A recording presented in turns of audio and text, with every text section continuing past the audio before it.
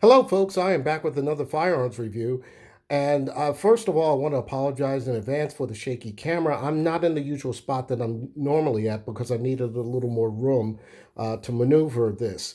As you see, this is a Daniel Defense box, and that's how long the cases are when you buy their rifles. Now, this is not an unboxing. I don't like to do those. I had to put the firearm in there to stable it a little bit. And here it is. This is the Daniel Defense DDM4V7LW. And what the LW stands for is lightweight.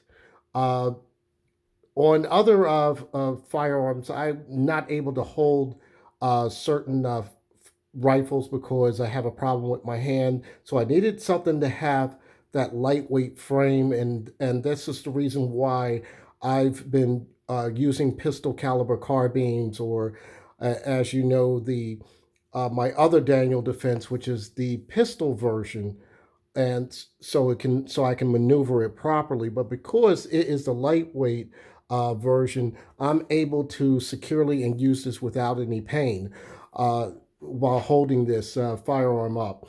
Another thing is I traded away that the 6 hour M400 tread so I could have this one because I wanted to do some rifle shooting at distance, and I will be doing that a lot in the spring, summer at an outdoor range. Let me give you some specs on this so I won't bore you, but in the meantime, I want to show that it is clear. There's no magazine here, and also you see that it is clear here. The specs on this is going to be, it is in total length, collapsed or non-collapsed, anywhere from 32 and a quarter inches to 35 and 7/8 inches. So this is a retractable stock right here. And the barrel length is going to be 16 inches. The weight of this firearm, which is pretty good, is at 6.05 pounds. The caliber, as you know, it is a 5.56 that can also accommodate 223. The muzzle thread is, of course, is going, which is pretty much standard on Daniel Defense's, uh, what you would call thread pitch is going to be 1/2 by 28.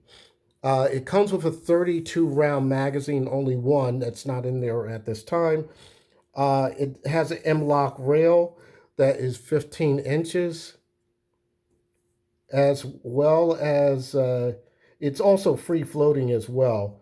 It has a mid-length gas system in this. So a lot of people who are into ARs or whatnot like certain gas pressures, depending on what kind of ammo that they're using.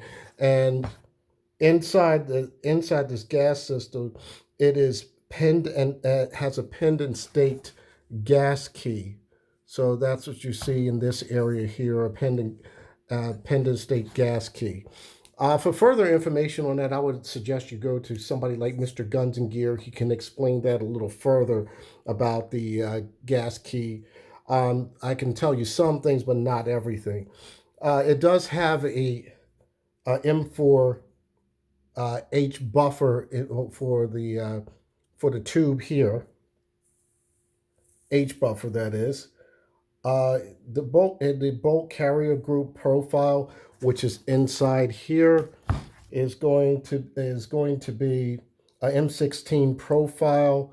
It is mil spec. So Daniel Defense, what they do is they usually make their firearms with this type of mil spec internals, where it's basically up to like military specs and whatnot, for durability and reliability as well. And it is microparticle tested. And again, like I said, you want to refer to somebody like Mr. Guns and Gear that can explain that. Which I do understand that the barrel is chrome lined. One of the other things is it does have an ambidextrous safety, which is really nice for people that are either left-handed or if you want to switch hands or whatnot to fire.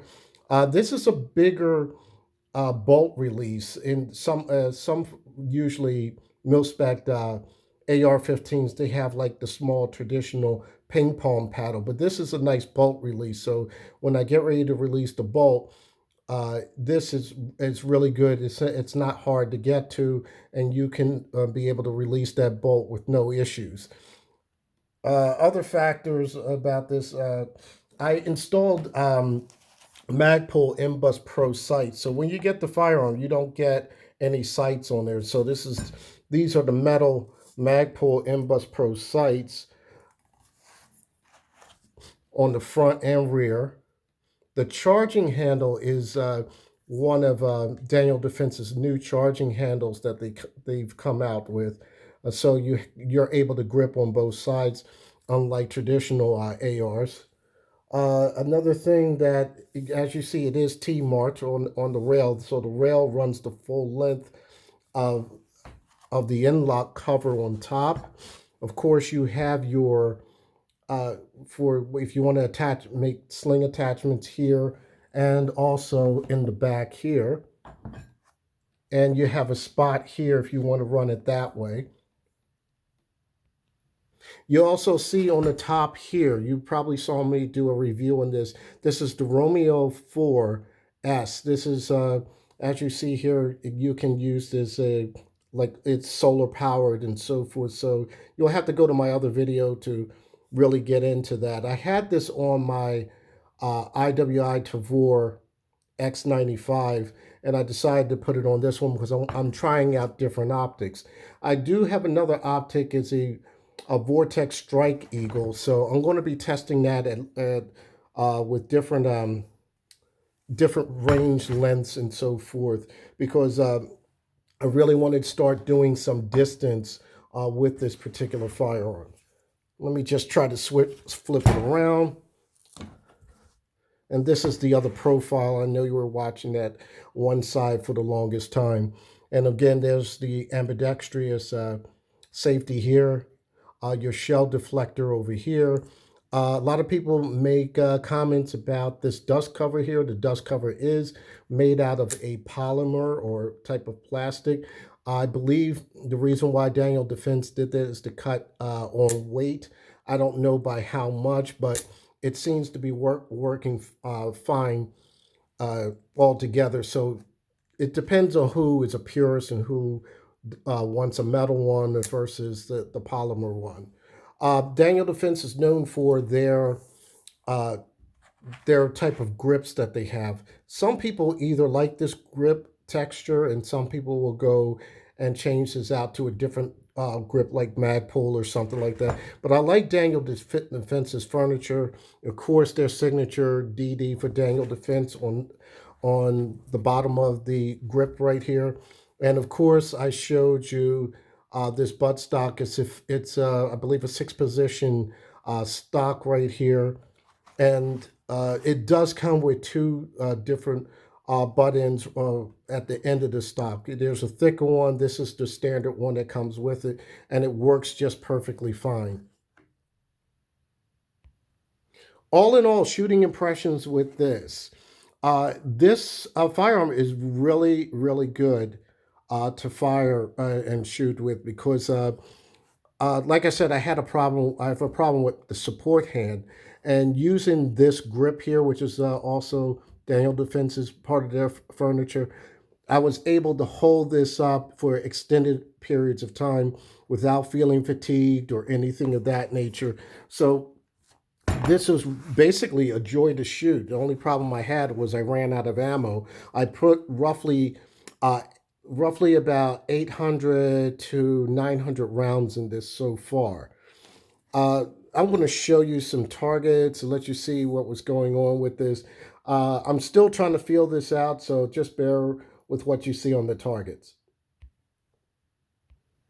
Now, when I first started shooting this, I did not shoot it with this particular sight. I was using the Romeo 5. So these targets are from the Romeo 5. And as I was trying to, let's say, get it situated so I will be able uh, to able to get the targets in. This is at a shorter distance. I'm going to say it's roughly about 7 to 10 yards, and I shoot in the indoor range. It's not as long as I want it to be. It's roughly about, if I'm lucky, 15 to 20 yards, depending on how you place your targets. There's a spot that will give you a little bit more room. I do believe it's really maxed to 15 yards. So this is where I was working on the target here. The shots were coming low, and then I had to center it, and that is basically the first shots from that. Now I put it at the maximum range. I shot low right here, and then I was getting that blurred action from the uh, the optics. So I shot out over this way, and I was trying to center it because I felt as though that I was shooting a little bit too high. So that's why I switched over to this particular optic. I got to test that out still, as well as test it with the Strike Eagle. Uh, Now I am trying to do more rapid shots, and also trying to step back a little bit to give me a little, and try to at least get my footing, my positioning, and shouldering this firearm like it's supposed to be, and then that way I could get some decent shots. They pretty much stayed within the outer circle, in the circle of the 8 ring, but I was trying to really hone in the center of the red here. And as you see, these two went out. Other than that, what I'm going to be doing is I'm just going to start doing some more work with this. I'm a big fan of Daniel Defense's their line of firearms. I do have another Daniel Defense coming in. You probably seen the advertisements on from SHOT Show is called the DDM4 So I'm waiting for that. That's going to be in 300 blackout. My suppressor has been in jail since August of last year, so I'm hoping to get that out, and hopefully that suppressor will come when uh, the new Daniel Defense comes in. Well, that's all I have, folks, at this time. I will keep you posted on what's going on with this and when the PDW one comes in. And all I have to say is, as happy shooting, stay safe, #2A.